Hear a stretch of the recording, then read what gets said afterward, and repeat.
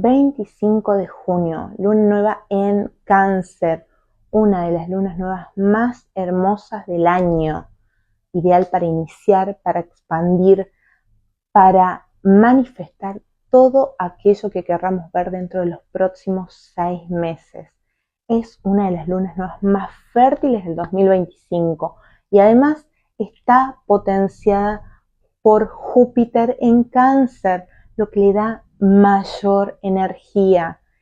Es una luna nueva que nos va a acompañar a hacer todos aquellos inicios que venimos postergando y de manera amorosa. Es una luna nueva que nos da la oportunidad de crear la vida que queremos ver, que queremos vivir desde nuestro corazón. Y vos, ¿ya hiciste tu ritual? ¿Ya manifestaste? Te leo.